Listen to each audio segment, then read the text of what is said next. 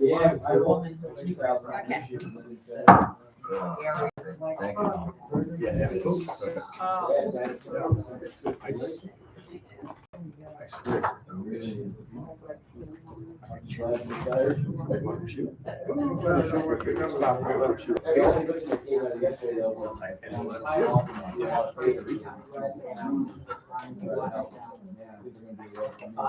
He's the first coach I ever seen.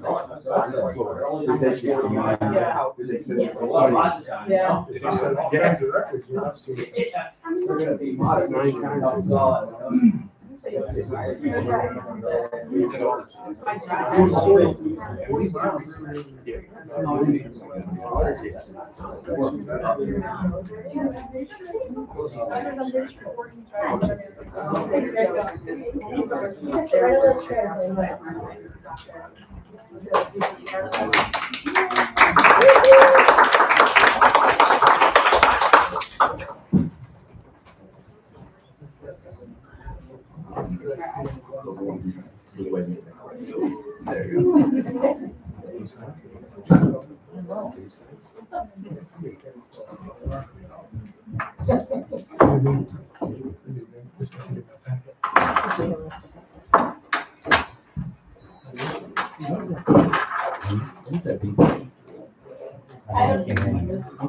I don't know, because I heard it the other day, but I don't hear it all the time, so I can't figure out what it is. JED. Yeah, that's what I was gonna say. Can we, please start with the pledge?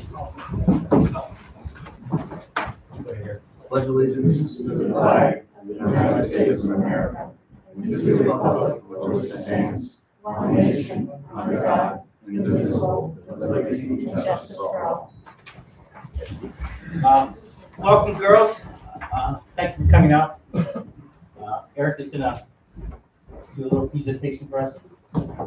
We're mixing up the agenda tonight because they have to go to North Greenbush right after this to be honored by North Greenbush as well. They've already gone to Sand Lake, so we're trying to be efficient. So we have a resolution in front of us to honor the team, and I'll read it. Resolution honoring the Able Park girls basketball team on winning the 2022 Class A New York State Public High School Athletic Association Girls Championship. Whereas the Able Park girls basketball team finished the season with a 25-2 record, including a 12-1 record in the Suburban Council. Whereas the Able Park girls basketball team won the Section 2 title, defeating Burnt Hills 61-46. And whereas the Able Park girls basketball team won the regional title, defeating Bishop Ludden 67-43. And whereas the Able Park girls basketball team won the Class A New York State Public High School Athletic Association Championship, defeating Tappansee 54-48. And whereas through their months of hard work and dedication to the team and each other, these athletes showcase the epitome of perseverance, resilience, discipline, and family. And whereas these student athletes, through this extraordinary season and their accomplishments, teamwork, and sportsmanship, inspire not only younger athletes, but also the entire Able Park community. And whereas the Able Park girls basketball team is led by head coach Sean Oregon, assistant coach Scott Keegan, James Acker, Ashley Champito, athletic trainer Rachel Brown, and director of athletics Mark Kubiak. Whereas the members of the team are as follows: Kaylee Ahern, Elizabeth Iosa, Logan Barcelo, Maisie Dawson, Elizabeth Hansen, Taylor Houlihan, Bailey Lang, Michelina Lombardi, Hannah Stewart, Tatiana Toon, Ariana Verardi, Lillian Wallaber, and Amelia Wood. Let it therefore be resolved that the town board of the town of Postical hereby congratulate Amelia Wood for setting a new Able Park scoring record with 1,544 points in her 5-year high school basketball career. Let it be resolved that the town board of the town of Postical hereby congratulates the Able Park High School girls basketball team on winning the state championship. So moved. I'll second it. All in favor? Aye. All opposed? Congratulations.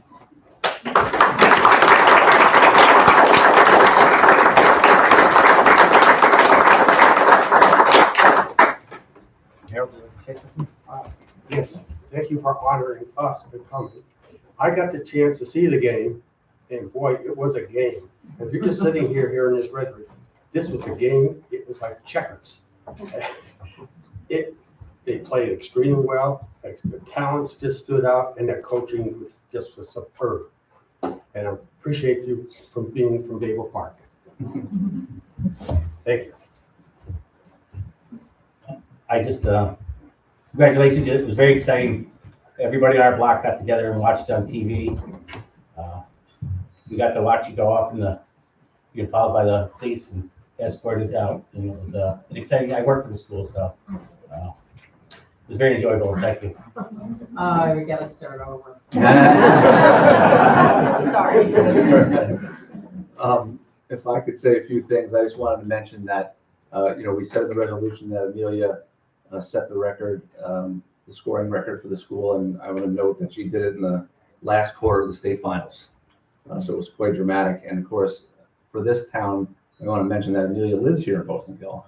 So we have the record holder now, and she took the record from Katie Duma, who set the record in 2012, also from Poston Hill. So even though, the Able Park, school district is made up of Sand Lake, Poston Hill, and North Greenbush, we're kind of the smallest little sliver that we can at least keep the scoring record in Poston Hill for a little while. I just wanted to mention, I came across a quote this week that really reminded me of this team, and it was from Michael Jordan, and he said that talent wins games, teamwork and intelligence wins championships. And so, one of the things that I can just say is, as a parent and having watched some 30 games, that thing that I took away from this is that this is a team, and definitely gave each other a lot of support, and I'm sure they challenged each other and encouraged each other and demanding and inspiring. And that got me to thinking that, the parents got to see about 30 games, but there was probably 3 times as many practices. So it's a good opportunity for the girls. And then, you talk about talent, right? This team is very talented. There's no doubt about that. And talent wins games. And anybody who's a sports fan knows that the most talented team doesn't always win the championship. And that's true in any sport. Do want to mention that last night, Channel 13 had a banquet and honored Amelia Wood and Nicolina Lombardi as 2 of the top 10 girls in Section 2.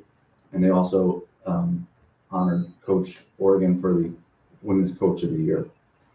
And, I just want to say that also that there's 2 seniors on this team. It's Amelia and Mick, and Mick is going to go to play college basketball at Lemoyne, and Amelia is going to go to play basketball with her sister at Sacred Heart. So, we want to congratulate them on the next step. And while they're moving on, the rest of these athletes will be staying here and writing the next chapter. So congratulations. Thank you.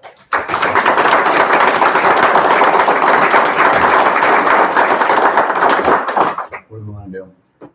I think we do 2 rows with everyone around. It's gonna be the easiest. Okay. So we have resolutions for all the players and the coaches. If you guys can grab this one.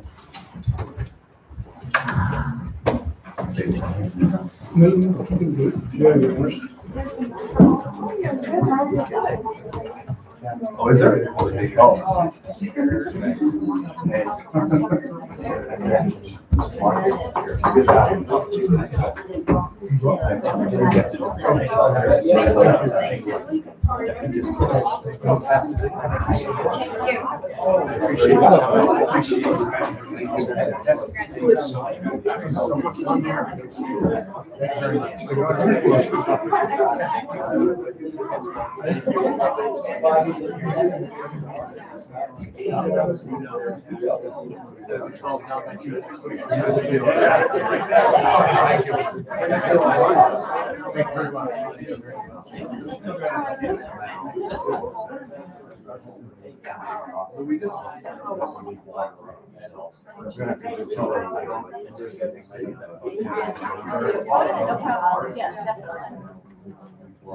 You give me a call.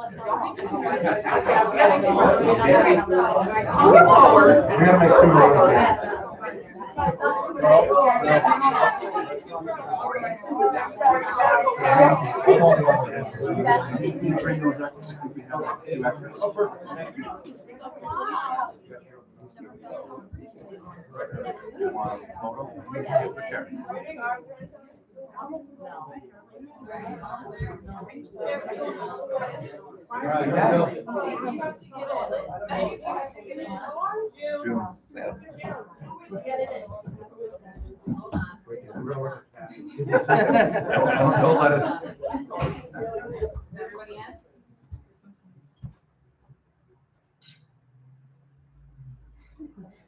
Everybody be quiet.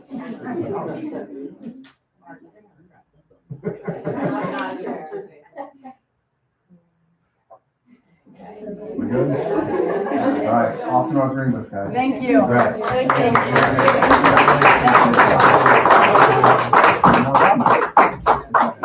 Eric, thanks again. Of course, take care.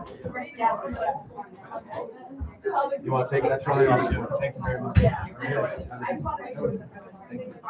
That my party left.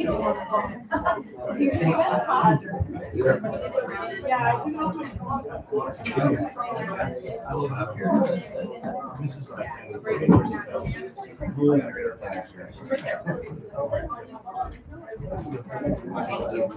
That was the fun part, it's all downhill from here.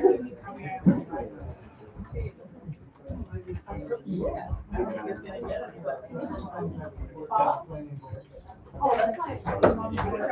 Oh, it's here. Yeah, I didn't know he was there.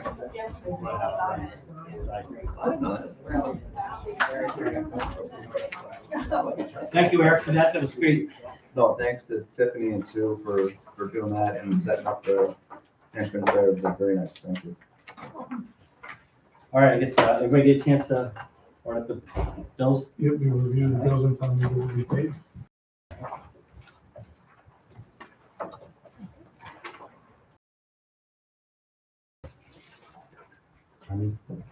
Yeah. All right, this is the portion where we do our public comment period. We have a very long agenda, so please try to keep it brief. But anybody like to speak? Yes. I'm back here. Just after that, that's a tough act to follow. I just wanted to let you know, and I think June may have shared this with you, I found someone who would be someone to consider in our discussion about redoing the town website. She has done a number of local websites. She currently is employed with Cornell Cooperative Extension.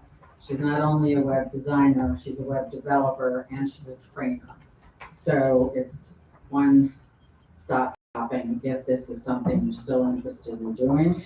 And I'm hoping you are, because the more I spoke with her, the more excited I got about the possibility of what we can do with our website. She sent me her resume. She is a sister, just so you know. Her name is Delia Hubbard. Her sister is the director of the town library, so who did a wonderful job on our library site. I did not ask her to do a proposal because, as you know, anyone who has ever had to put together a proposal, that's a whole other work product. And not that she would charge to have that done, but I wanted to double check with you all before I asked her to do a mock-up of what she might envision for the website and what kind of a lift it would be and what the stages of design, development, and delivery would be. So what I'm asking for tonight is, do I proceed and ask her to put together a package, a proposal? Are we there? Is this a situation where y'all have to talk about? I don't know what you do from here. I don't know what the procurement situation would be. Is this something that would have to go out to bid? I don't know any of that's up there. I was tasked with finding somebody. I Well, found somebody. It would only have to go out to bid if it met that threshold, so until we know what she's gonna charge. What's the threshold? Is it Sure. Oh, no. For, under the state law? Yeah. Services is 35,000, equipment 10,000. Yeah. Having said that, though, we'll check the town. The town should have its own procurement policy. That should have certain increments, and whether you need one or two quotes, whether they need to be verbal or written, we can check the town procurement policy. Do I have any volunteers besides Eric that wants to work on this? Not me, I'm incapable. I guess Eric's the guy. Okay, so if you let me know, I will get back to her as to whether we want to proceed and get a proposal. That's all we're asking for at this time.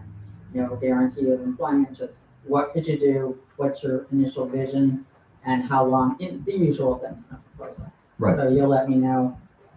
Yes. Go ahead and. We'll talk about it in executive session tonight, Okay, and then I'll connect with you. Thank you. Thank you for that. Anyone else?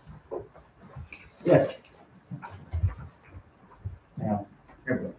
Greg Conroy, Trade with Court, but for tonight for the Concerned Citizen Clean Drinking Water. Next Thursday night, we had planned to have a forum at the VFW to discuss the PFOA issue. Unfortunately, some of the presenters had an issue with meeting in person, as well as some of our members. So it's strictly virtual via Zoom. You can sign up on our website, or we can get anybody who's interested the information to register. But it's not what we wanted to do, but you have to compromise. So when we go to VFW next Thursday night, we will not be there. Bob and I had conversations with the same people, what was it? Tuesday. They left us with the impression that they were gonna contact you and they were gonna participate. Yes, they wanted, yes, but they did not think that they could get approval, given their internal processes if it was in person. So they wanted to meet virtually, which, do a hybrid. They could Zoom in and we'd be in person, but we couldn't figure out how to do that without bringing in a whole bunch of expensive equipment. So we compromised and we went Zoom. So that's what it is. Thank you. Just wanted to share that. Thank you very much. Yes.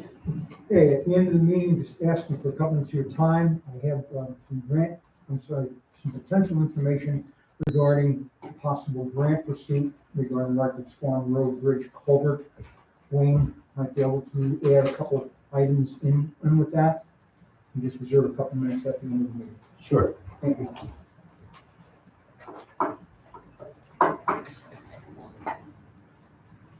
Okay, we have a public hearing tonight.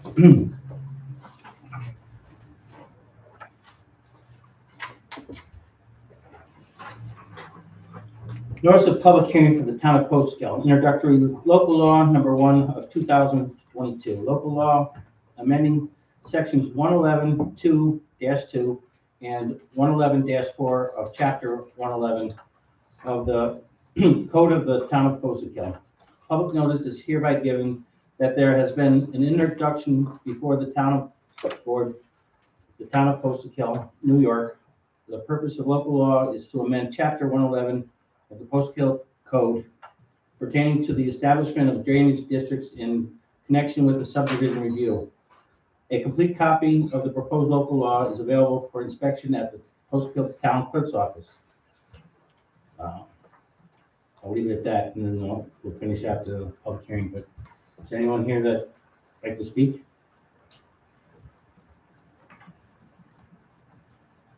Hearing none.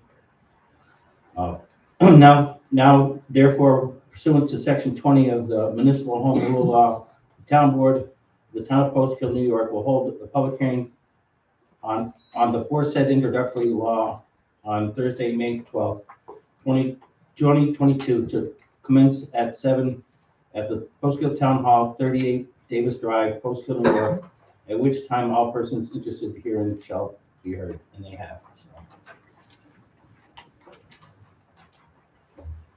Are we doing this right so far? You are. All And right. now that the public has had an opportunity to comment, and no comment was made, should have a motion to close the public hearing. We have a So moved. second. Sorry. All in favor? Aye. All opposed? Moved.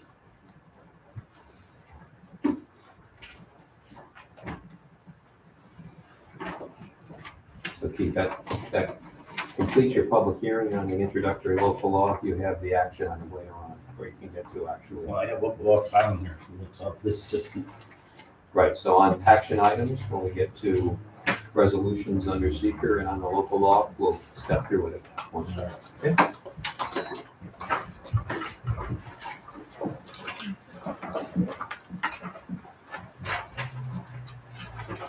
Sorry, guys. I'm supposed to be organized, but I'm not. All right. We have the minutes of the April 14th town board meeting. Has everybody had an opportunity to review them? Make a motion to accept the minutes. Let's go through it. All in favor? Aye. All opposed? So moved. Thank you.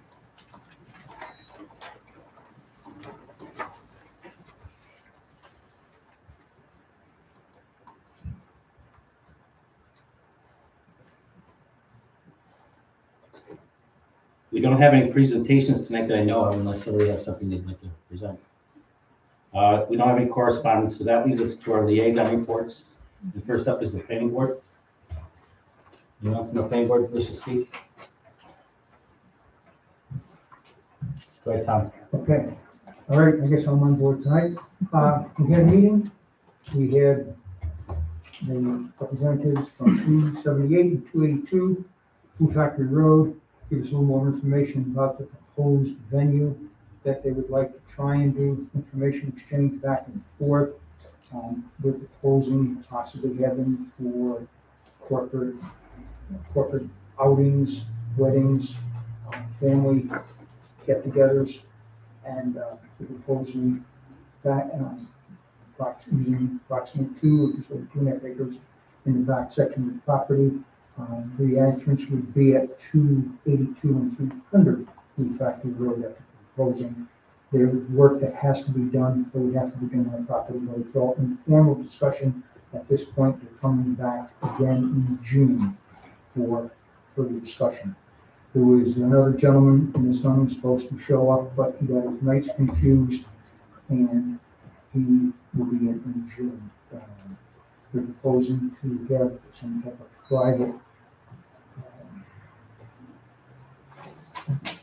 gun trade shop down on 10 Ronald Drive, which might, that again, was just informal from May, did not show, from April, excuse me, meeting, did not show at a May meeting because of confusion.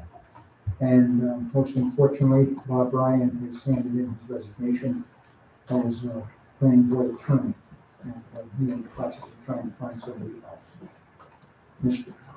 So that's, I was to say, Thank you, Tom. great time and experience. Zoning board?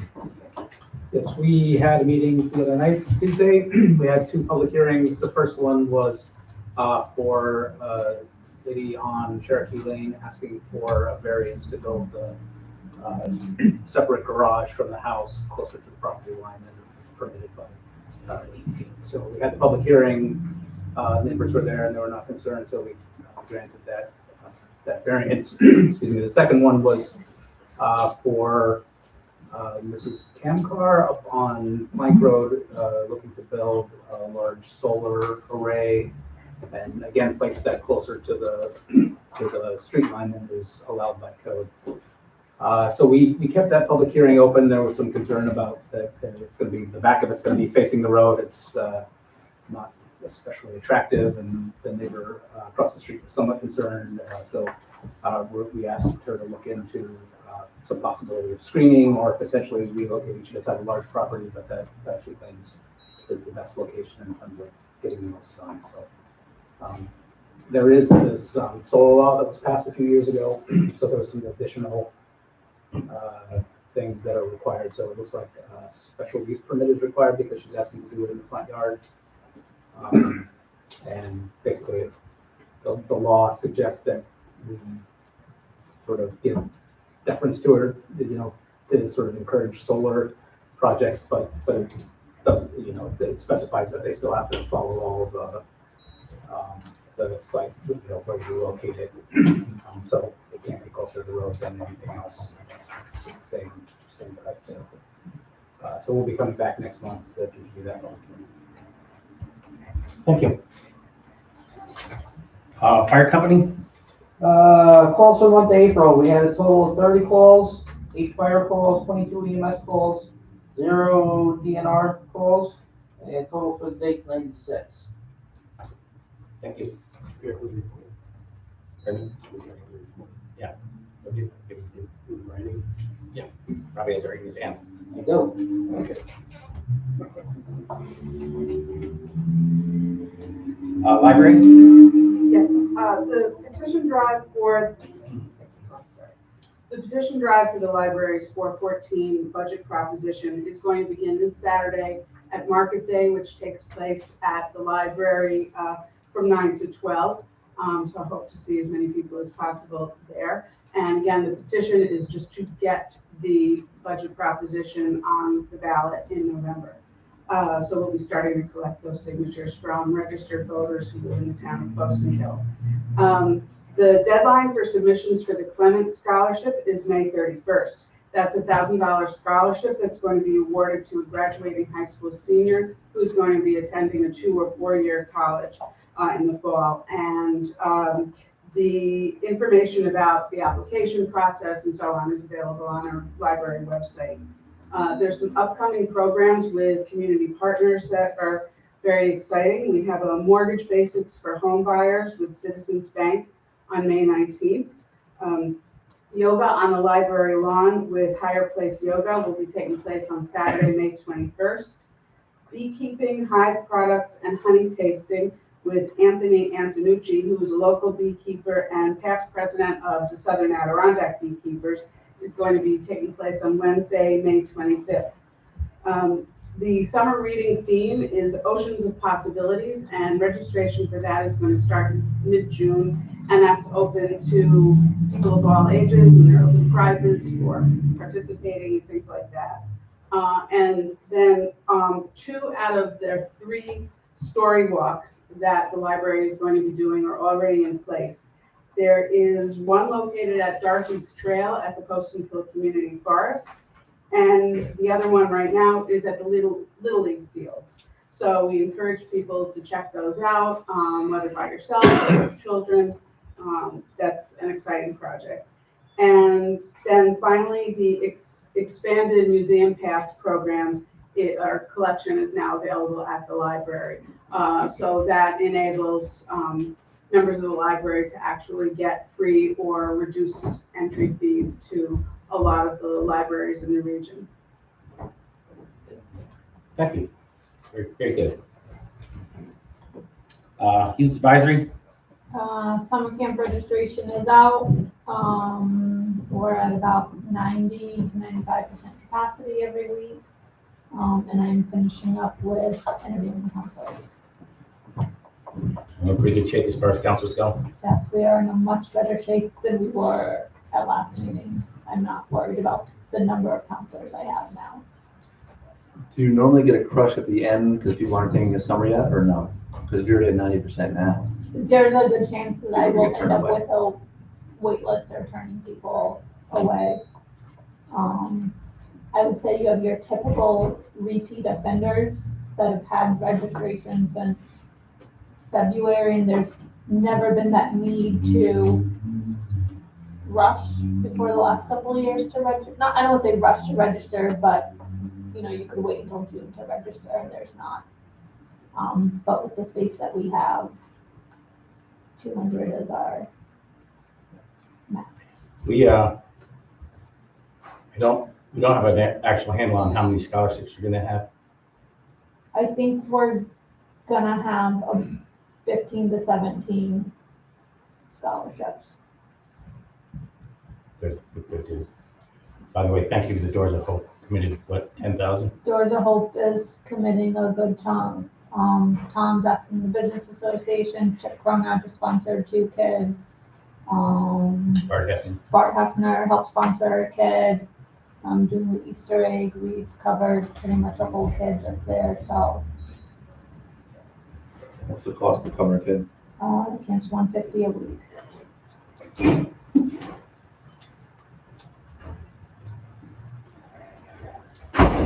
Okay, CAC? I can report to the CAC, we didn't meet this, so nothing to report. That was a good one. All right. Brings us to action items. Discussion. Oh, need discussion. And Okay, the discussion, I have the 4-year terms on here that I brought up last month. I still would like to have the highway superintendent and the town clerk go to 4 years. I can drop the supervisor, isn't really that big a deal, but I still think it's not necessary to have those two positions run every 2 years. But, again, it's, I say leave it alone. Leave it 2 years. If somebody's sick of me after 2 years, it's their right to vote me out, you know? well, we never really had a consensus on it to begin with, so. No, 2 years. All right, water district number 2. Really don't have anything to add. We did get our applications in for member items, right? Yep, so each congressional member can put 15 applications to move forward. Delgado is choosing ours of one of his 15 to move forward. Even with all the changes with Delgado and everything, it'll still be from those 15 projects that go forward. That won't change what gets pushed forward. And we're actually lucky that got pushed forward. Now that it got pushed forward, it can't be taken back out, even if somebody else comes in. Yeah. Do you think if we change the name of Percival to Ukraine, we might be able to get some of that, some of that $40 billion that they just passed? I don't know. No. Rescue funds, all the paperwork's been, the report's been placed. We had two group meetings, one in East Postville and one at the Luther Church here in town, and there was talk about doing a third with a better mailing list. With the board's permission, I'd like to have Tiffany put together a different mailing list and try to do it again, at least one meeting with a more complete list. They also would like to have 2 more meetings and then 2 maybe in July. And ask that maybe the town board members be present this time for any questions. And they'll also advertise again, and the advertiser way ahead of schedule this time, so the advertiser can choose. Well, we're all good with that. Do you want to go ahead and contact them and we'll work on that? Tiffany will work on the mailing list.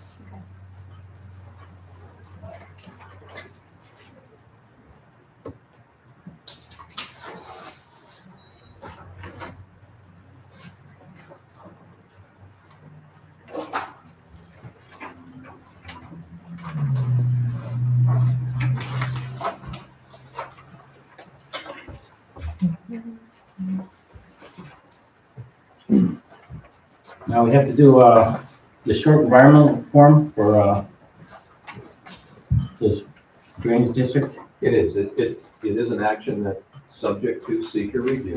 The short EIF was prepared in conjunction with the introductory local law. I've taken the liberty of preparing the proposed part 2 and 3, indicating that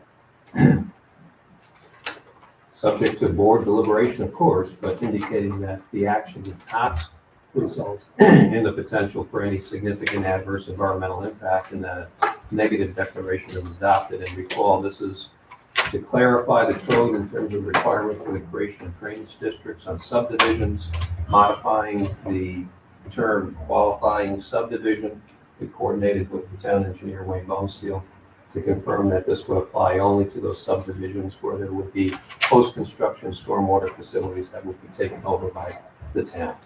So in light of the substance of the action, a proposed negative declaration has been prepared. And in front of you is a resolution to. Is that resolution number 9? That is resolution number 9, which is a resolution to adopt a negative declaration under seeker in connection with this action. Do we have to read this whole thing or just go to the vote? You could go to the vote on this, I think I explained that, but that's, Because my part one is filled out, but part two is not filled out or that's something. correct. Okay, And I brought tonight the Okay. completed part 2 and 3. okay. And if you do adopt a negative declaration, I'll have the board sign it. Would you like Sue to read the questions and we can just review the answers? Is that what you'd like? We can certainly do that, yes. I mean, whatever the board's comfortable doing. Not to take anything from Sue, I'm happy to do that right now, we can check through them quickly. All right, Okay. So on part 2 of the short form, there are a series of questions that the board should consider. Will the proposed action create a material conflict with an adopted land use plan or zoning regulation? Will the proposed action result in a change in the use or intensity in use of land? No. And will the proposed action impair the character or quality of the existing community? No. Will the proposed action have an impact on the environmental characteristics that cause the establishment of critical environmental area? No. Will the proposed action result in an adverse change in the existing level of traffic or affect infrastructure for mass transit, biking, or any walkway? No. Will the proposed action cause an increase in the use of energy? And if it fails to incorporate reasonable available energy conservation or renewable energy opportunities? No. Will the proposed action impact existing public or private water supplies No. or public or private wastewater treatment utilities? No. Will the proposed action impair the character or quality of important historic, archaeological, architectural, or aesthetic resources? No. Will the proposed action result in an adverse change to natural resources, which include wetlands, water bodies, groundwater, aquatic, flora, and fauna? No. Will the proposed action result in an increase in the potential for erosion, flooding, or drainage problems? No. In fact, I'd offer it will improve that. Will the proposed action create a hazard to environmental resources or to human health? No. And based on those answers, then the adoption of a negative declaration would be appropriate, and I have that prepared for you. So resolution 9 would then adopt the formal negative declaration under secret. Well, I'll just read the title and then we can go to the vote. That's all right with everyone. Resolution adopting a negative declaration pursuant to State Environmental Quality Review Act with regard to the introductory local law number 1 of 2022. And I guess we need to take a roll call. It does need to be offered and then seconded. I'll second it. Or did I do offer it? Yeah. All in favor? All right, go ahead, Sue, I'm sorry. Sorry. Councilwoman Butler? Yes. Councilman Haas? Yes. Councilman Van Slyke? Yes. Councilman Wallaber? Yes. Supervisor Hammond? Yes. So that does complete the secret process on the introduction of the local law. And Keith, I'll have you, if you can, sign right there, bottom left.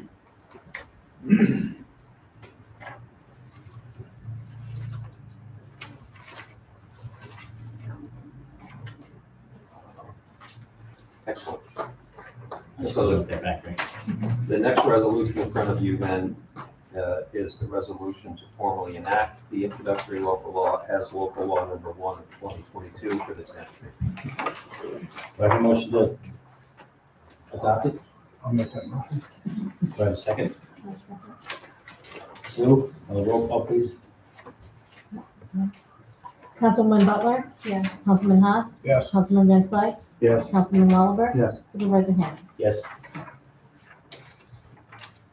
Thank you. I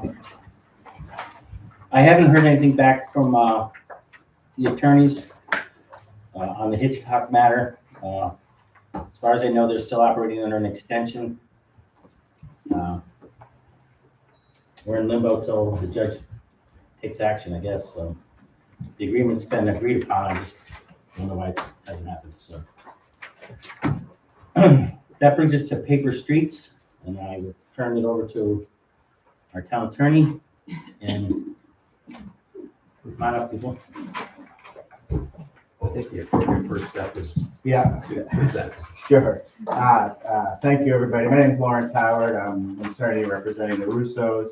Sorry I wasn't here for the last couple of appearances. They were, but I'm here tonight. If hopefully that can help somewhat.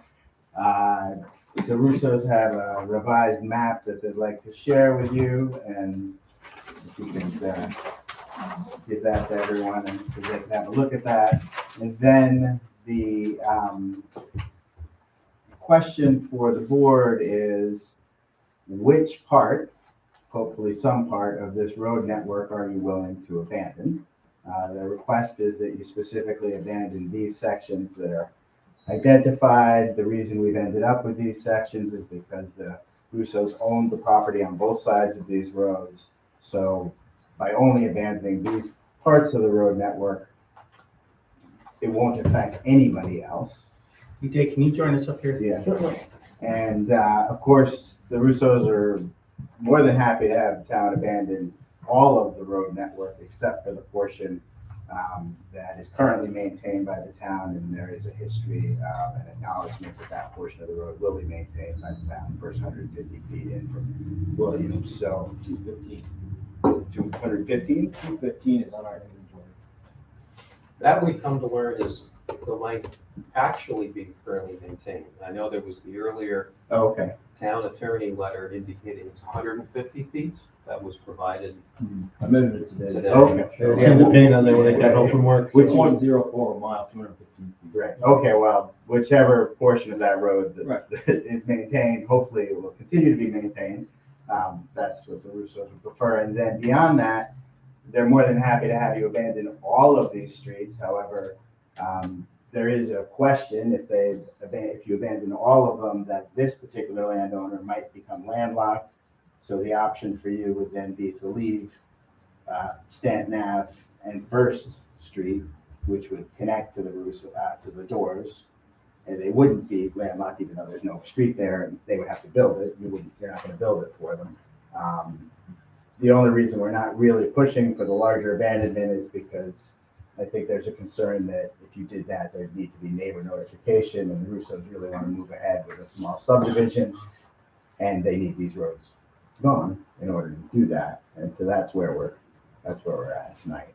I'm happy to answer any questions, and these guys know it better than I do, actually. I've spoken before to the issue. Well, you guys had a meeting about it, right? We did. Yeah, I mean, it certainly falls under the category for abandonment if we wanted to go that route. I mean, for the past 2 years, the average daily volume was 2 vehicles or less, which is one of the requirements for abandoning a town road. It's been shorter than 1,000 feet for the previous 6 years. So I mean, it checks the boxes on abandoning something that the traveling public isn't using other than 2 people, and it's being paid for public expense, you know? So I just thought if we're gonna abandon 3 out of the 5 paper streets, does it make more sense from the town standpoint, just abandon the whole thing and then have it be a wash? I'm concerned about the landmark. Right, yeah, and like I said to them on the phone yesterday, I obviously wouldn't want to abandon something that their neighbors would not give them the right of way to. That's not fair to them, you know? Right, because if you abandon this piece right here, we don't own land on either side of that road, and we So that don't would want, be something that. this neighbor here, when we first. bought the land, that's why we wrote a letter to the town, and that's why we have all that documentation from the town saying they will maintain this. Because this neighbor gave us a hard time. He was like, I want to make sure that, the town owns this road. So that's why we went through all that trouble. I mean, yeah, we didn't. But we don't own it though, too. It is just a user road. We don't have a deed to that section, so. It's landlocked. Have you contacted the owner of that land? That would be up to the board. Well, he wouldn't be landlocked if you didn't abandon that and then you don't abandon them. We're just asking for a few out here. You don't have to abandon all We that. really only want where we own the property on both sides. Right. Because we Which is want this, we this, want to do a this, and over subdivision here. and give our son some land so he can build a house next to our house. That's the only reason why we want to do that. Right, we're not looking to subdivide and build a bunch of houses and sell, we're trying to get our son a house up there, so. Yeah, so we don't I really would care just about have the some other. concern about that one owner not knowing what's going on. But we're still leaving him access, because there's no other access up there other than this road anyways. Right. And then it turns into our driveway. But was he notified about tonight's meeting? But there's no request actually right now to abandon that portion of road that affects it. Right. I understand, but you got this map why are we not telling the person who has potential not to be here? They're saying they'll keep this. This is gonna be kept open, That's not what but we're- there's no roads there anyways, there's I know no what you're roads. saying. I know what you're saying. Right, but that's not what we're asking for. That's what the town is proposing, abandoning all these roads. We're only asking for you to abandon the roads where we own the property on both sides. I'm in favor of abandoning all, so Yeah. long as that one neighbor who has an interest in it is notified. That's But they're not asking to abandon. We're not asking to abandon them. We don't- They're only asking to abandon this. Right. I mean, if we, This if you, is- if you that- could that do this property now owner- so we can move forward It and doesn't then change the town anything now. wants to do that later. This is their that's- property. And that's the way they would have to come in no matter what. Yeah, no matter what they do. Well, Can I step Right. through a couple of things though? Yeah. And we have had the chance to discuss this, but I just want to make sure not only you, but the town doesn't have any future issues associated with this. So we went back through, and I did discuss this also with the town engineer, Wayne Bumstead. And yes, we did meet and go over this as well. So when these paper streets are just, they're difficult. And what we don't have in front of us right now is the map that created this street system. There had to have been a map at some point filed in the county clerk's office. That's why this street system shows up on the tax map, and that's why the tax map still shows all those little postage stamp lots. You know you own most of it. And I did go through the tax map. It's hard to read, but the tax ID number for your parcel, you can delineate most of it, I think, in the tax map. But it's just a tax map, okay? It doesn't have much legal effect in terms of what you own. It's a tax map, it's some evidence. We don't have right now, this was prepared, looks like prepared by a surveyor. There's no stamped survey in front of you, okay? We do have their deed. It does reference a tax parcel number, and you can look at the tax map, and it does correspond with what's shown as their property on this map. The other difficult thing when you're looking at this map is it's got the land hooks, okay, that go across the road.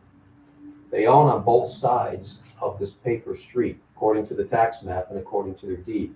They don't own the paper street, at least according to the tax map, and as far as I can tell, according to the deed. That does give rise to the question of, if the town board chooses to, in conjunction with the highway superintendent, abandon part or all of these roads, are you impacting anyone else's rights? And while that may ultimately be a private property dispute, what I always counsel is I don't like boards getting in the middle of a dispute. And so that's why I did call up Wayne and stepped through that, and then went back to the highway law on abandonment. There's certain provisions of the law that provide for abandonment of streets. In section 161, it talks about streets that have been formally dedicated, laid out, and owned. That's not the situation. The next one is the one that everyone's pursuing, which is 205, abandonment through non-use. When it appears on a map, but it hasn't been dedicated, it's not owned by the town, it hasn't been opened and improved, and it hasn't been used for a period of 6 years. This is what we talked about last month. The section of the highway law then says it's deemed abandoned. Okay? There is some process with the highway superintendent, and that's what they're asking for. There's another section of the law that deals with abandoning the terminus of a road, the last 1,000 feet when it dead ends. That's the one where DJ then looked at it and said, well, we're plowing only, you thought it was 400, but it's 200 plus or minus feet. That's the terminus of this road system. If we're going to do this, maybe we'll look at everything. Obviously, an issue came up with that. And we now have further correspondence from the prior town attorney that the first 150 feet, maybe it's now 200 plus or minus, does constitute a user road. It is a public road. It is being maintained by the town. And if that's abandoned, that could further impair some property rights of internal property owners. Now, the last section of the law I looked at, and it was just today, was, this is what I went over with Wayne as well. And the reason I really went to Wayne is, while he's the town engineer, as you may well know, he's the former county highway superintendent as well as county engineer, well-versed in public road issues. There's a section of the highway law 186 that talks about streets that are located in 2 municipalities. And the one question I looked at on this is, part of the street system that still will be abandoned looks like it continues into North Greenbush. So you'd be abandoning part of the paper street, part of which is in North Greenbush and part of which is in Poston Hill. And what that section of highway law says, it should be coordinated with both highway superintendents. This is a very conservative approach, and I don't want to delay anyone, but I do think it covers everyone, which is put North Greenbush on notice, let DJ speak with highway superintendent in North Greenbush, discuss this, see if there's any objection. Contact the property owners. Okay? Even though you're not asking for abandonment of the streets adjacent to their property, there's another concept in the law, which is, it would be helpful if we had the original map laying this out so we can actually see where it is. But if you own a lot that's set forth on a subdivision map, you've got paper streets, then there is an implied easement under the law to use those streets for in and out. While there still would be some, this abandonment would affect other parts of the street that these internal lot owners may in fact have an easement over. Doesn't mean it can't be done. Quite frankly, you're right, Lawrence, that ultimately if there's a dispute, it might be between the property owners. But I think as a matter of policy, it would be a good idea to put the property owner on notice, even if it's only a partial abandonment, because it could affect land over which they might have an implied easement. Then the last question that came to my mind is, if you look at the map, there's also another street that looks like it's over on Clemente Latham's property, Avenue K. I don't know if that's on your map. Clearly, that must have been on the map that was. This is the gravel pit. I understand that. Okay, I just want you to know, that's the gravel pit. I saw the aerial, and Okay. thank you for sending that over. All right. You saw the aerial, photography of it. It's the pit. I But, get I it. mean, Greg Fain, he's a great neighbor. And all that If we is need him to great. come, I know he will. Absolutely, and I So- think, and I don't know who owns currently Doer's property, but whoever it is on the Somebody assessment roll, down you here send the somewhere. notice out, okay? Yeah. And this is not, in my mind, there's no procedure here for even a public hearing. I think simply putting these lot owners in the town on notice that you're intending to do this, they have no objection. This can be Do done. we notify them? Well, to me, to make sure that it's completed, I know the highway superintendent should coordinate. It's the town assessment role. I think you say the town's in receipt of the request to abandon roads. This is the proposed map, and send out a letter. I think the town does that. All right, well, so I'll take care of that this week. Yeah, I think we should do North that. Greenbush. I'll call Mark tomorrow. Can I clarify something real Yeah. quick? If you're sending that letter out, are you intending to what? Yeah. With that letter? correct. What I mean, roads that's are the you question. intending to abandon? Right, Because The only request in front of you now is the map that's in front of you, which is part of the road system. And if that's what the town intends to do, I still think conservatively to me, I think so, because of the potential implied easement. This is what I discussed with Wayne too, over those lands, simply to notify them. Not that you need their consent, not that they're going to object, but it's good to know that you put them on notice before the abandonment takes place. If they ever have this dispute later on, the town is covered because you put them on notice. And if Even though we're leaving them I a understand way to that. get up there, But what there's you're- no roads over I here either, understand it's that, sir. all. there's And that's no dead other end. property It's a up dead there. end road. They're the only people. That's These correct. people access their land from Macho Lane, There's two people then, Macho Lane. There's That's how these Clemente people get to Latham, and there's the whoever pit. the door is. They access, the gravel pit is accessed from Route 66. These people access their land from Macho Lane. Right. And the roads that go into North Greenbush, we own the land on both sides of those roads too. We just haven't Okay. pursued North Greenbush because this is a hill. It's a straight downhill and we're not gonna build a house there. This is the flat. So, I don't think North ultimately- Greenbush or our highway superintendent is gonna be a problem. yeah. I think we really do, and advice of council that we notify these. I've talked to that man and he's gonna be a problem, guaranteed. Guaranteed he's gonna be a He problem. can't stop them from abandoning the road if they want to put them on notice, which, I don't think is necessary, but I'm not gonna, But you talked I to them, can't you told override. him Talked 10 to him years 10 ago. years ago, I wanted to buy it, and he told me I was cutting trees down on his land, and I said, come on up and check out my survey, I paid $4,000 for it, I'll show you where your property is.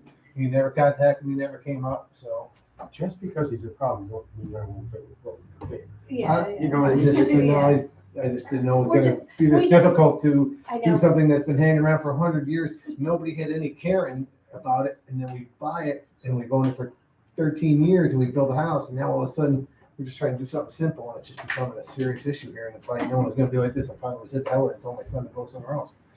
And we pay $6,000 a year in taxes too, you know what I mean? It's not like we're asking you, you know, to just give us something. I don't think sending the guy a letter is gonna prevent any of this, but, you know. So Yes. what, the next question, as council agrees on, is when you send that letter, is it this request? I'll tell you what, well, That's the question. Andy, can you put this letter together for us? Sure. And we'll let you review it before it goes out. Okay, well, that's fine, but What it's roads still- are you yeah. telling this, like, And you're this telling is this where- person, this what is roads where- are you proposing to abandon? Well, we're This asking is what the That's highway what we're asking superintendent for. should weigh in Okay. on as Okay. well. Well, I think if you look at what the 215 feet that we Can have are. you show me where you do that, where You you can put mark it, it. so I understand? So here's Yeah, you Snyder's can write Corner. it on Right, right, This it's not a is William sign. Street. And that's what you're talking, you're not talking about it here. No. This That's what- is actually. That's their right driveway. Right. We don't, That- we don't, Yeah, this Plow road, that. the We do stand plow there it. turns into a driveway, it doesn't turn into stand there. right, no, I know, Okay. we do take care of this little section right here. Yes. Yeah, Okay. but it's a tight, one lane, Right, yep. basically a driveway. Yep. You know, what I mean, it's not a far stretch to call it that. We're not trying to be difficult, I promise you. So we're just, you know, we have a responsibility here to the, I feel for you and I wish we could be done with it, just like you do. So if I'm clear, the proposal is to notify the neighbors of this abandonment that we're requesting. Is that accurate? Is there a time period we have to wait for a response? We don't have to. There's nothing in the law that talks about this. This is, there's no public hearing requirement, there's no. No secret, timeframe. actually. It's type 2.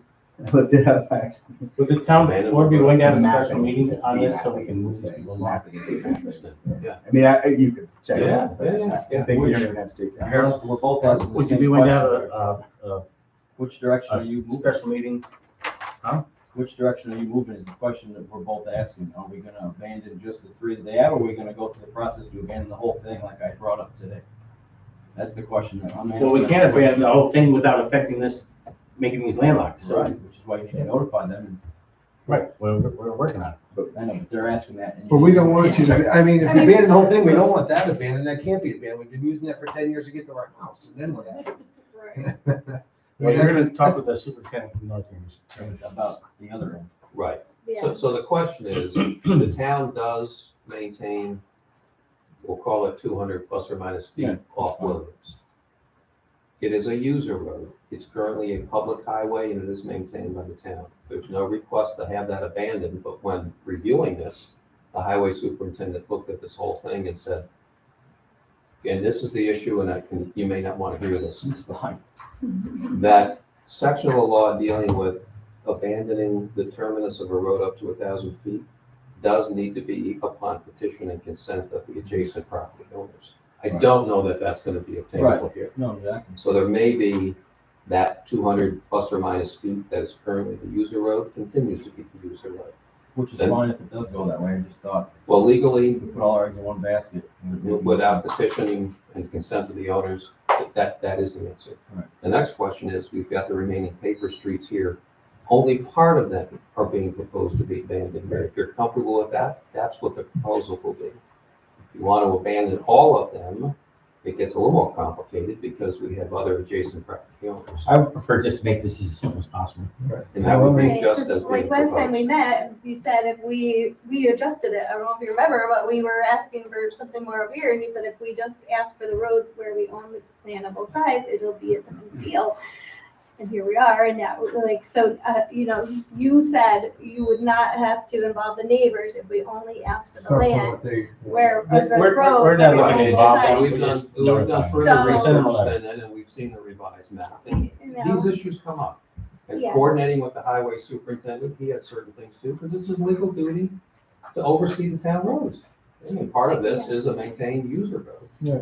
So Are you it's a satisfied? process. we're I mean, working if we through. keep maintaining it, I'm happy maintaining it. If we decide to go that route, I'm happy with that too.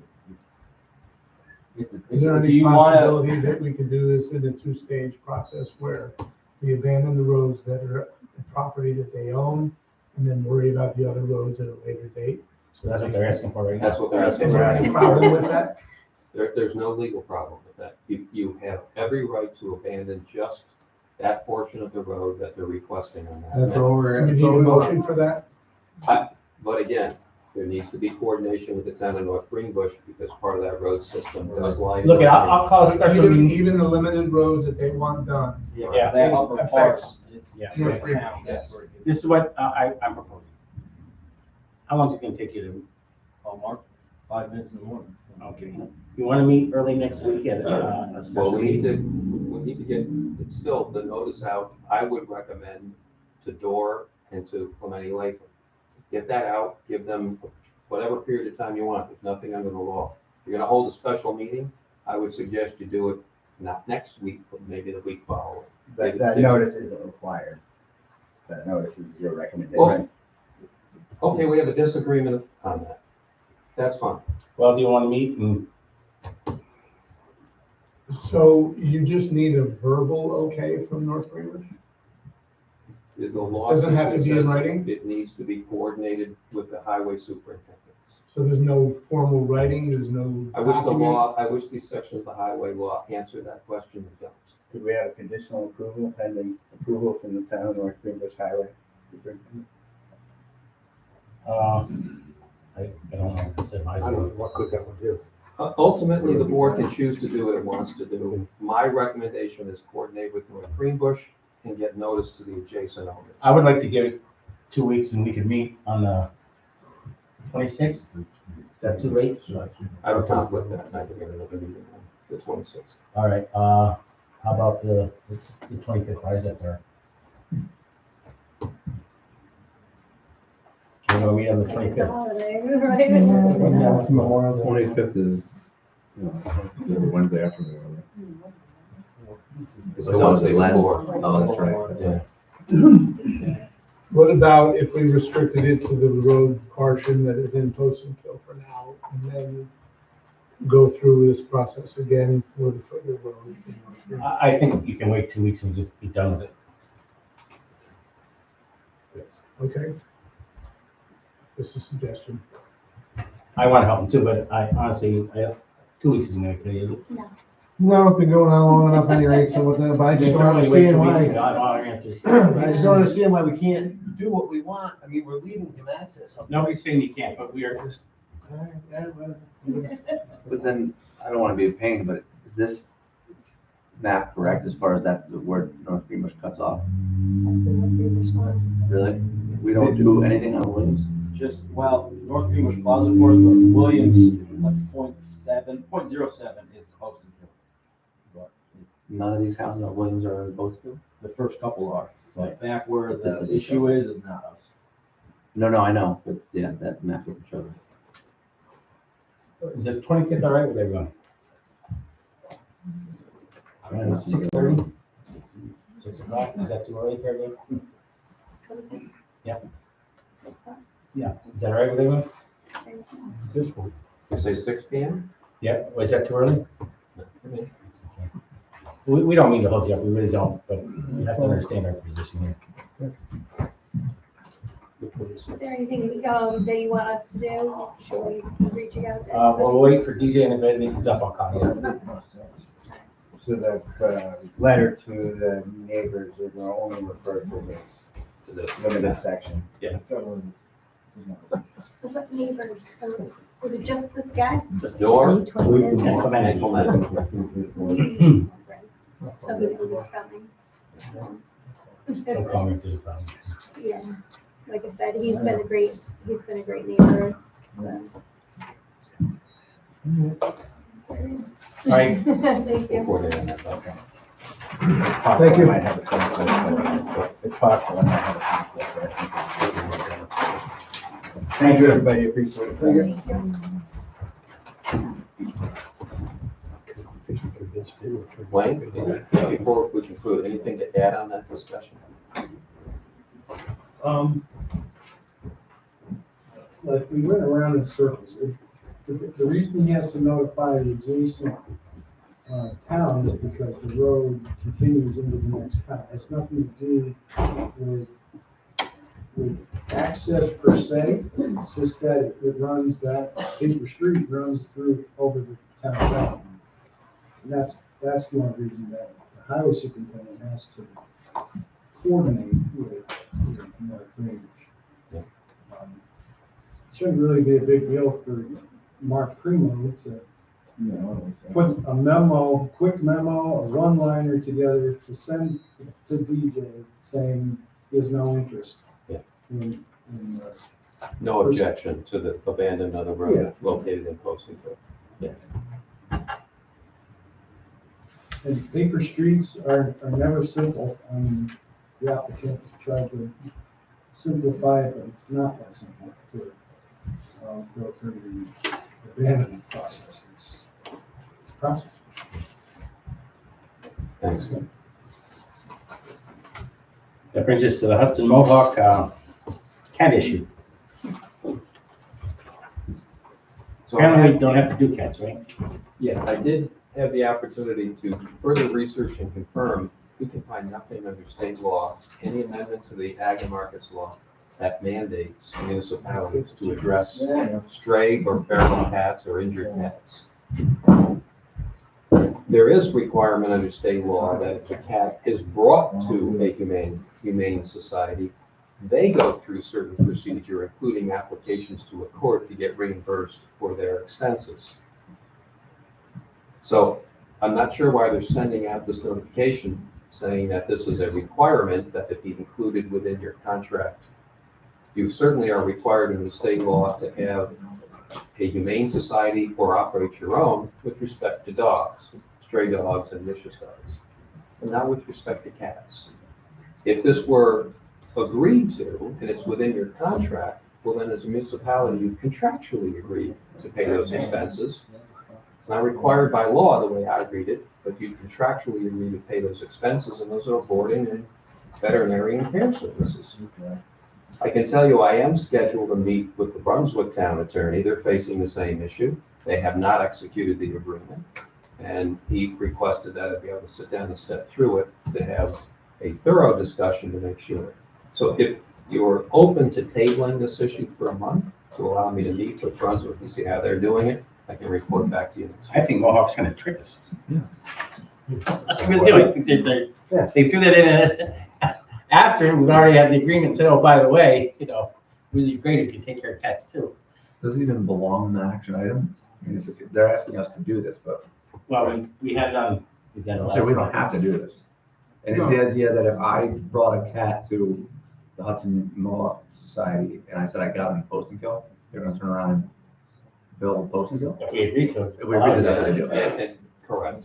No one's gonna, no one's gonna, Just say you got them in state.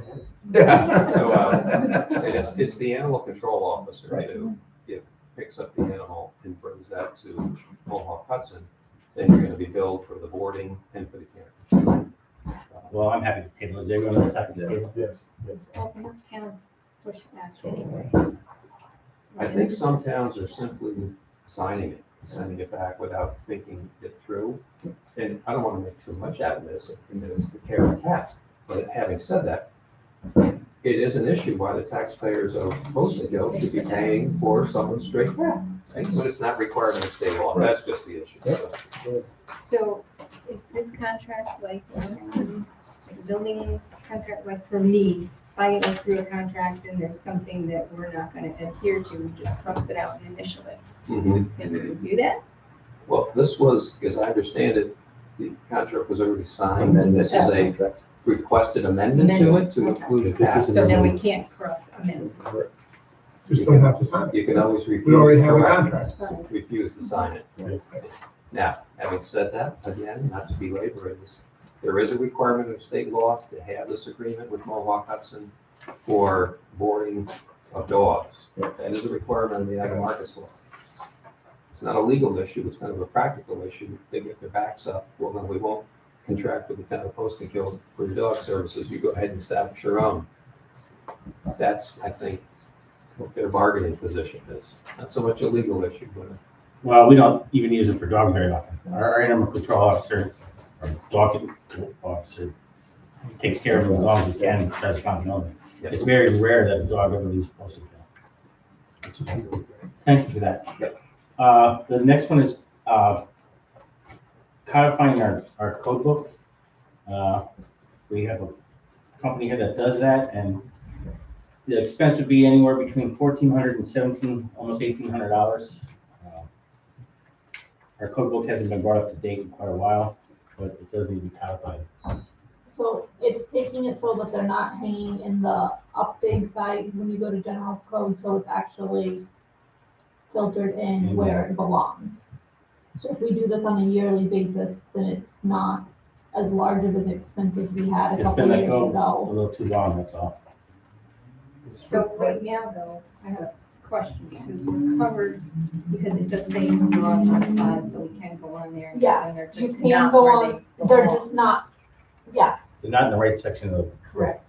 But in executive session, I think we're gonna talk about the code overall and maybe some changes. So do we table this for a little bit? So- Or is there a push? I don't think there's a push. I just think a couple years ago, if we do this on a yearly or Regular regular basis, then it's not that. I don't, so the cost won't, soon tell me if I'm saying this wrong, the cost won't go down by doing more of it. If anything, it'll just grow. It's never gonna go down because you're bundling services together. It's always just gonna go up. I understand that. I was Okay. just wondering if it would be easier if we were gonna change something else, that everything was. done Yeah, I don't the know same if it really makes it, I mean, they're there, but the thought was if we do this on a yearly basis, then it's not, you know, a $10,000 or $15,000 bill, it's a couple, so it's, to me, a more manageable number on a yearly basis. So I don't know if it makes a difference if we do it now. We before can wait a month. If you'd like to wait a month, talk about an executive session, I find that. So it's not, I mean, if you waited this long, it doesn't have to be done. Right. All right, well, we'll table that till next month.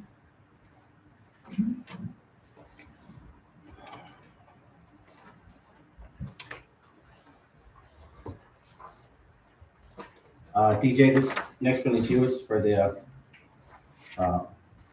surplus equipment.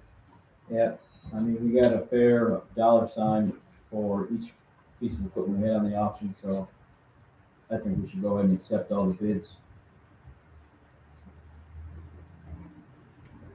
I haven't printed out, if you'd like to look at them. I'm fine. If you're fine, I'm fine. Anyone else have any questions? Go ahead. Do we have to take an action on that? Yeah, I make a motion to approve the sale of the surplus highway equipment based on the recommendation of the highway superintendent at the bid prices received. Do I have a motion? I'll make it as an accept. All in favor? Aye. All opposed? So moved. Thanks, DJ. Okay, we had a couple audits done. A couple months ago, we approved Melissa Ravagua to do some audits for us, and she's completed the court audit and town clerk's audit. We have a resolution here approving the audit of the town court of the town of Poston Hill. Whereas an audit has been completed in the period of January 1st, 2021 through December 31st, 2021, with regard to the town court, the town of Poston Hill, to render assurance that all receipts and distributions of property records and all reporting requirements have been met. And whereas the town board has reviewed such audit, now therefore be it resolved by the town board, the town of Poston Hill, in its regular session duly convened as follows. The town board of the town of Poston Hill hereby approves the audit of the town of Poston Hill Town Court for the period of January 1st, 2001 through December 31st, 2001. Was such audit findings that all records appear correct and no adjustments are necessary. Do you have a motion? Do we need to take the, roll call on this? Yes, Do I have a motion? I'll do it first. All right.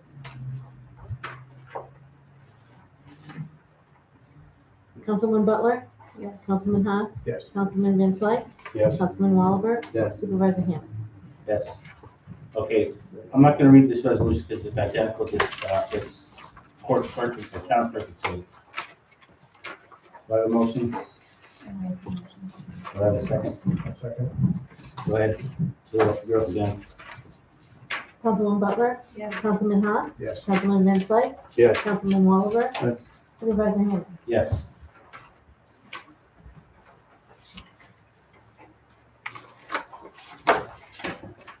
Thank you, everyone.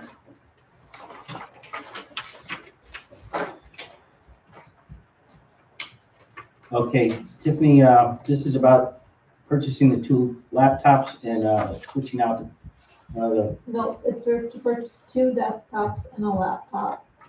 So the 2 desktops would replace old machines that need to be updated, and then the laptop would be used instead of replacing a 3rd desktop. The laptop and docking station would be put in place.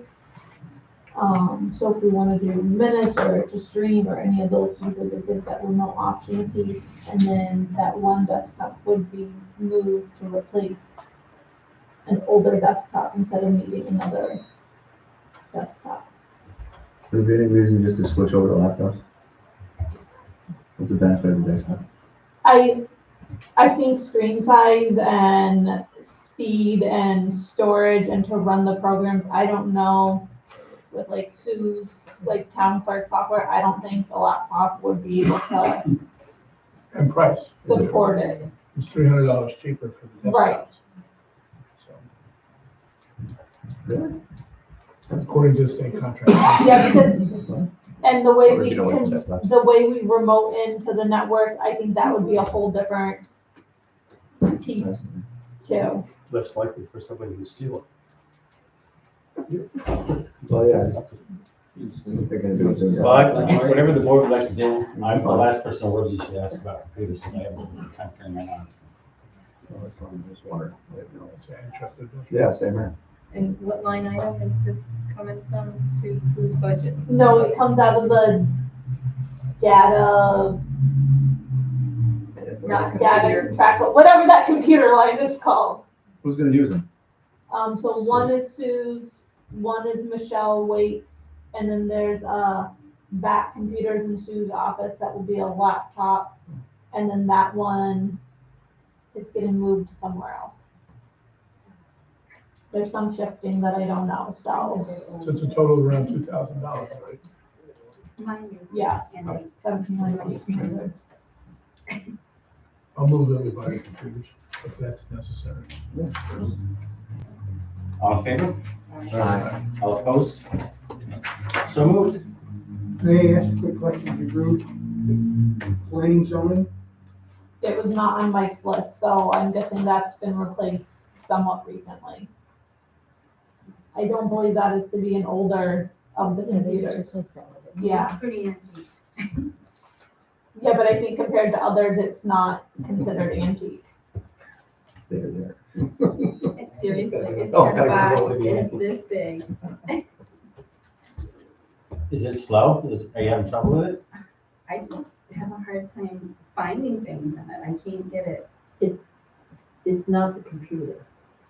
It might be something in the way you set the network up. It's not the computer. I don't think it's the computer, but I don't know. The way the system, the entire system and the user IDs are structured is clumsy and it's not terribly secure. So it could stand down and look at, but that's a separate issue from the computer hardware itself. You ever work with Mike Noble? Just a phone call or two. Maybe set up some time when he's available where you can all talk about it. Fix it. I think that one's been replaced in the last 4 or 5 years. Which means it's a dinosaur, but it's not as much of a dinosaur as the others. You had to run on my office. Michael's 10 years old. Yeah, no. I get to- I gotta replace him a couple years ago. Literally. You're making me feel old. I have a computer from '96 that I use every day. Makes me A lot of feel people old. like dinosaurs. It works fine. Works great. All right,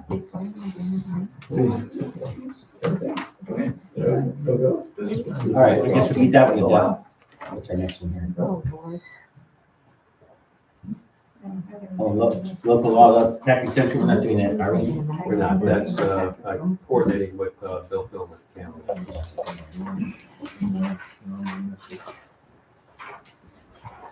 Here's just the reports versus supervisor report. No, what about those tax No, exemptions? no, that's tabled till after Andy. finishes Yeah, I don't really have a his report. bill done. So I'm coordinating with Bill Philbin at the county Okay, on those requirements, and he indicates it's not as urgent as maybe the town was led to believe. oh, yeah. Yes. He's There just is saying time. that, he's saying that because he's retiring within a week. He's just gonna let somebody else deal with that. As everyone who talks to him knows what the countdown is. Is he? Yeah. Oh, he told me he's retiring. He's He's moving in. leaving town.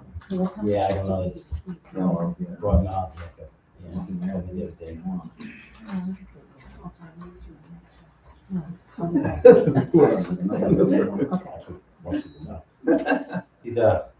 He's a nice guy. I mean, if you ever worked with Bill Philbin, you're really never gonna meet the nicest I'm guy. gonna miss him. Big time.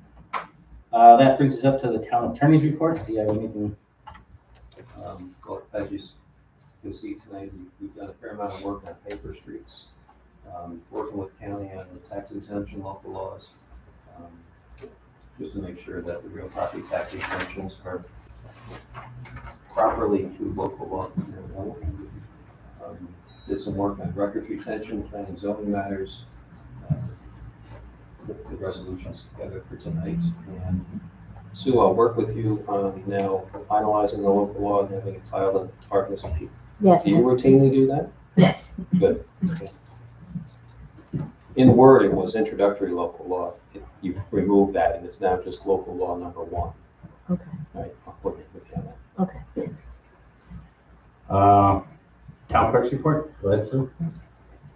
Town clerk took in, April 2022, town clerk took in $19,486.90. Of that amount, $19,262.02 was turned over to the supervisor. I have a motion to accept the report. All in favor? Aye. All opposed?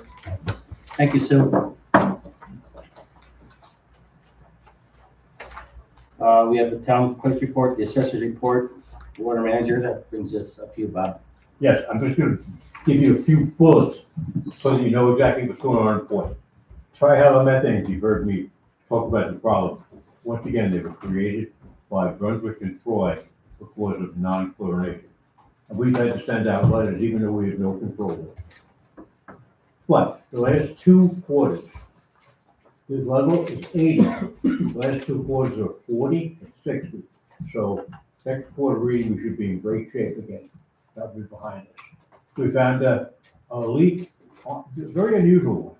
This leak is on the 1619 Spring Avenue extension, on the residence location, 5 foot from the house. That's not beyond the meter, so we are paying, and if we, based upon the 3,500 gallons per day we're losing there, we're paying 6,700 a year. I got a hold of the owner, nice guy, he agreed to pay for it, to repair.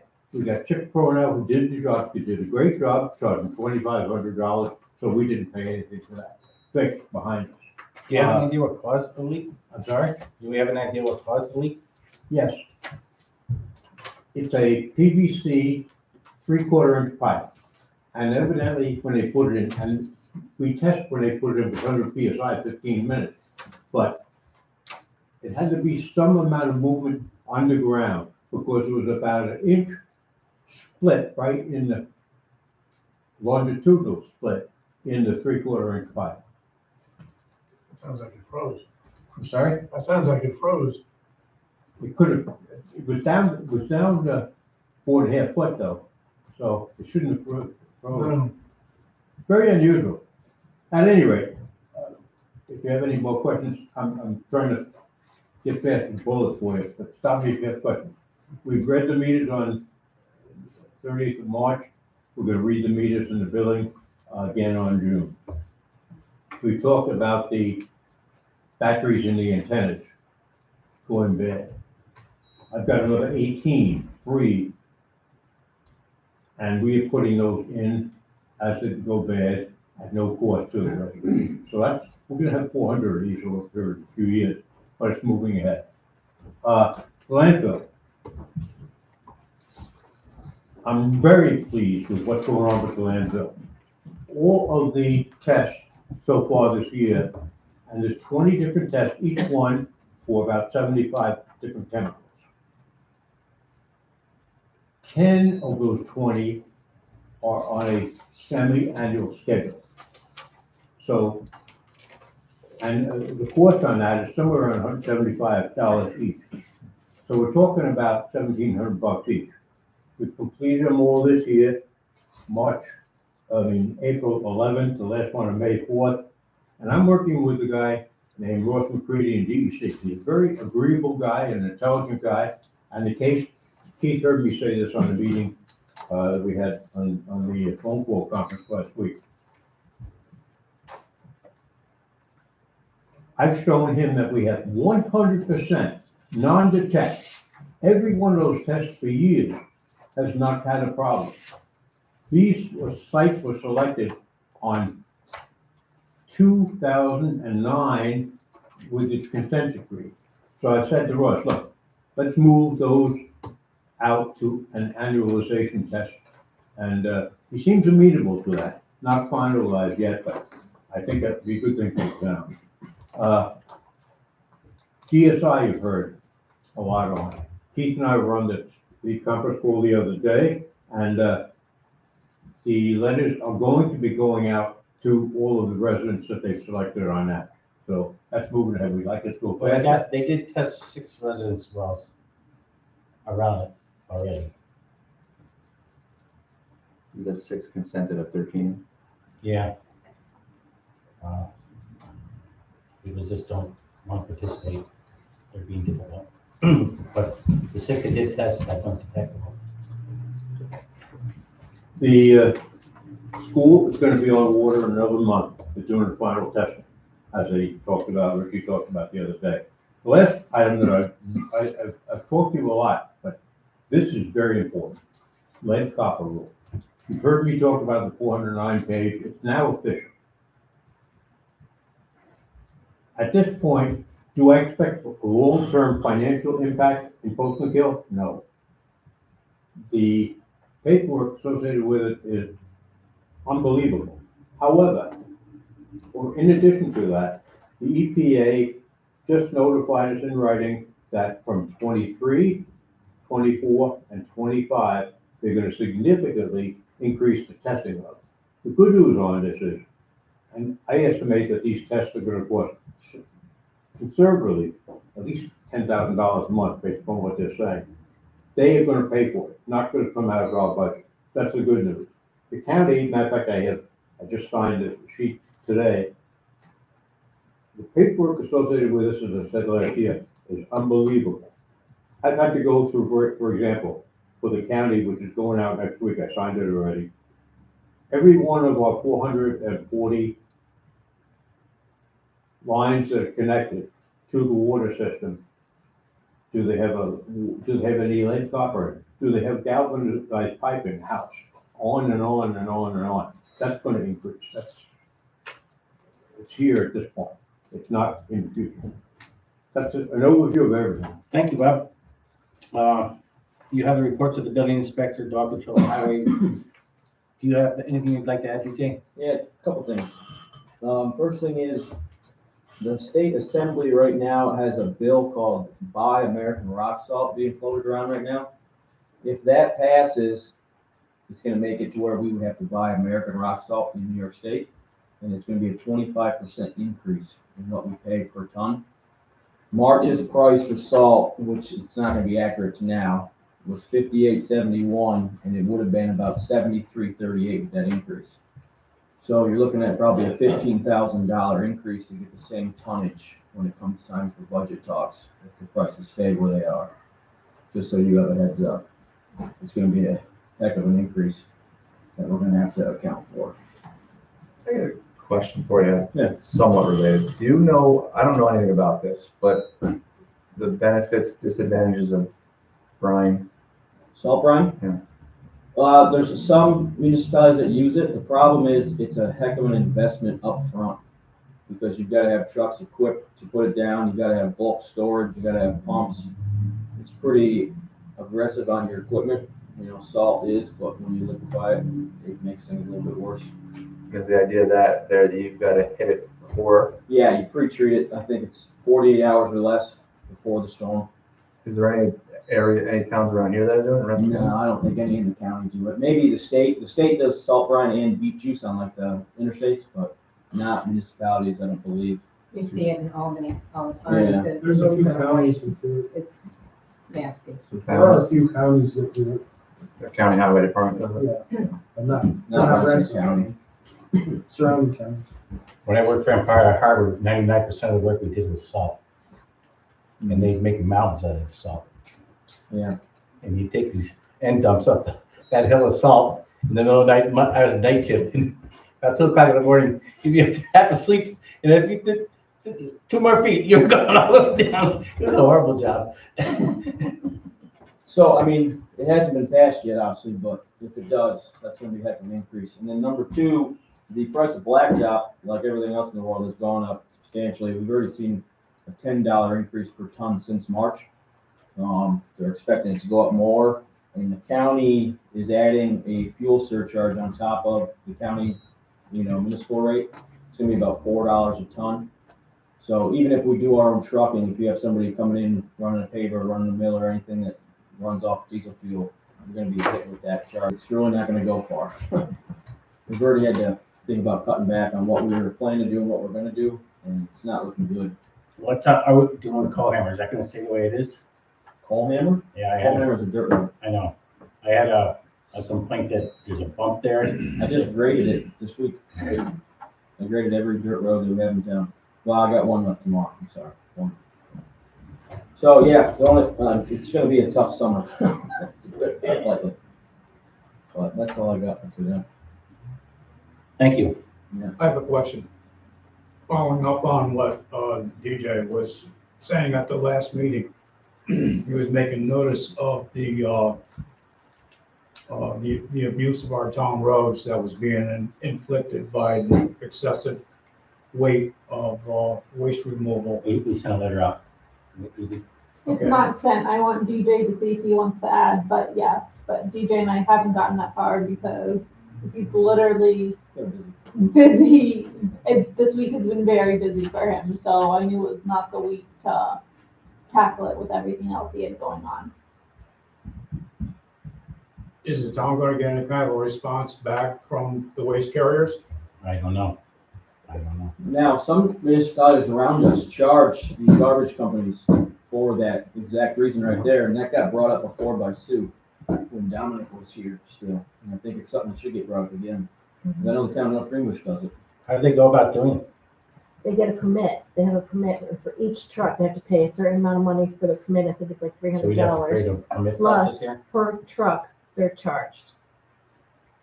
And the extra money that they spent on that would probably be increased rates for homeowners. For pickup. It's a possibility. They're not gonna eat the cost. No, I don't assume so, but. One potential technical way to consider on this is there any way to persuade them to lower tire pressures? We were basically asking them to get lighter trucks, smaller trucks. Well, good luck with that. Yeah, I know, it's a stretch, but. I mean, we can ask it, that's all we can do. We can't, Potentially one of the most immediate reliefs for the roads is to pursue and have them see if you can get them to reduce tire pressures. I don't know if they're gonna do it, but What are they running, about $120 PSI?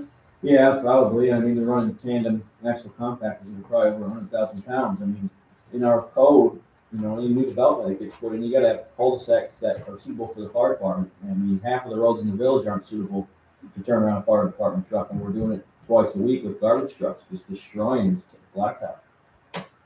Yeah.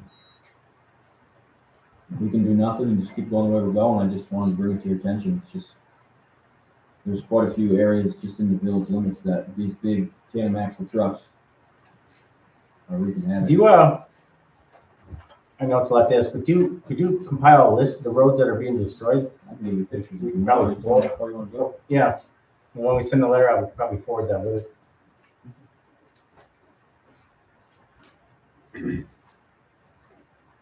Okay, we don't have any budget transfers, so on to payment of the bills. Move that we pay the town and highway bills of $25,065.93. Do you have a second? All in favor? Aye. All opposed? I move that we pay the water bill of $1,919.76. All in favor? All opposed? So. All right, is there anyone else? Tom, you wanted the 2 minutes? Lynn was gracious enough to give me some time, all right? And for Records Farm Road Bridge / culvert, trying to obtain some funding for that. We have right now is the rural surface transportation grants that are out there. The money came up through the bipartisan infrastructure law. The only kicker is that the applications have to be in by May 23rd. They just come out at the end of March, and for this round, it's May 23rd. What they're trying to do is improve and expand the surface transportation infrastructure in rural areas to increase connectivity, improve the safety and reliability of the movement of people and freight. I think those two would be very applicable up there on Records Farm Road Bridge. And the other is economic growth and improve, and the other is improve the quality of life. So 3 of the points could be addressed under Records Farm Road, considering that's one-way in and out, for connectivity, and to improve that would also help improve the quality of life, so to speak. I would recommend, if you're gonna go for that type of grant, for Records Farm, is to do the whole road, replace the culvert with it. Instead of just the culvert. That may not be a strong enough application if you just say, we want to replace the culvert. Well, here's the question though. We paved that road in 2017, and I think that was paid for with chips. That's okay. Look, you just can't spend chips on it again for 10 years. But even a grant wouldn't be. Right. Okay. And that's federal money. There's a lot of programs out there that just, they chop the bipartisan infrastructure law funding up in a bunch of pieces that don't apply for most of what we do. A lot of it's transit, train tracks and stuff like that. This is the closest grant program that I could see that has been announced that would match up fairly well with what you want to do. I think it's up to the board if you want to pursue that grant. Is there a cost associated with the grant? Is there a cost to us to apply? I haven't looked into all the particulars of how you applied for that grant yet. I haven't dug into it that deep, but if you're interested, I can keep digging further, figure out what we need to do. I doubt there's a cost. None of the grant programs I've ever applied for have ever had a fee applied to it. It'll cost some of my time to put it together. If they're asking for information that is kind of out of my, ability. I'm not a surveyor, you know, if they wanted a survey, I couldn't do that. But if it's a fairly straightforward application, I can help the town with that. That's a pretty quick come along deadline though. Yeah. Be able to, We can look at it. 10 days or something. Today's the 12th. Well, Today's 11 days. Yeah. Well, can you look into it and get back to me as soon as you can, and I'll call the board members? And, Yeah, I'll look into it, and give you a buzz tomorrow. Beautiful. Thank you, Tom. I would wait in favor, but he's a gentleman, very quick. I'll give you a Put things together. call. Once he has the details up. We also talked, you want to go ahead? We also talked about doing some extra work to strengthen the Bridge New York application. So when it comes out again next year, when they announce the next round, that we have an application that a little stronger. a little stronger. I've seen probably a dozen applications from other places to see kind of how they did it that were successful. Hopefully that I can glean enough from them to apply to this one. Right of way surveying would definitely be a helpful one. Right of way is a big piece of what they want to see, making sure that they don't like to see surprises in right of way. When you get into a project, it delays it, costs money, they don't like that. Another thing is environmental. Yeah, environmental impact. The environmental piece, we can dig a little bit deeper in that just to make sure that there's no potential surprises on the environmental impact. We could, no historic sites or The bridges. I don't think there's any, but you don't ever know. You know? Yeah, but if there's things we can do, put some teeth into that and be ready for the next round. Would you like to go forward with getting bids for a survey on the right of way?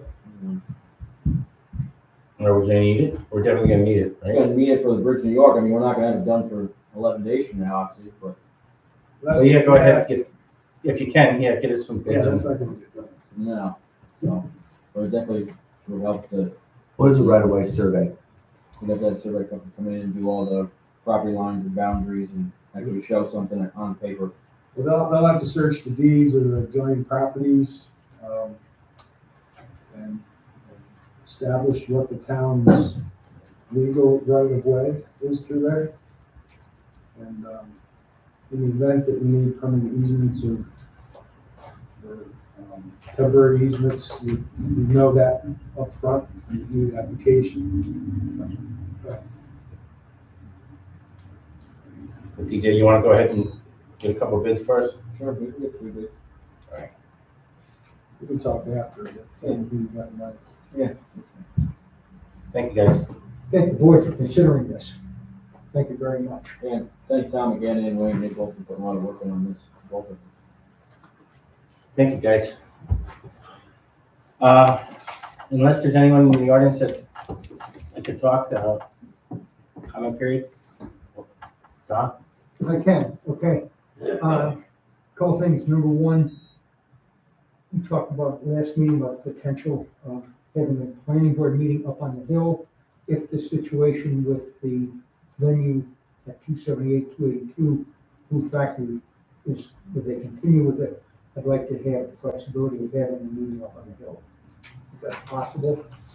And just throwing it out for consideration. And number two, is there been any bids taken on improving the look of the? We've hired, the highway guys to. Yeah, they're gonna start either tomorrow or Saturday. Okay, thank you. Again, it's our house and trying to just make it look halfway decent. Yeah, we're, the plaster and the staircase out here is peeling off too. I don't know. I don't know if that's something they're gonna wanna do, but they said they would do all the groundwork, clean up all the dead vegetation, fabric, mulch, that kind of stuff, and they were willing to paint, the stuff that was. All right, then I'll talk to Plaster Tracy might about be a getting somebody in there to different, fix the plaster. Yeah. Thank you. And we talked about moving those metal, sculling pans around. Yeah, the one that's broken, put that in the back, so. Yeah, just spin around, yeah. That's fine. I guess that's it for tonight. We have an executive session. We've got a lengthy executive session. So our name's not done yet, but we aren't going to be taking any action afterwards. I know. Your motion to go into executive. Good talking about it. Appreciate it. Who would I contact for information? So you're not going Yes, then you can get them. So, let's take it as ordered, correct? Okay. Yeah, yeah. I was just gonna take that. Perfect. Take it off. Pick on the retired. Oh, okay. One. It's either the pads or the pads. I gotta go.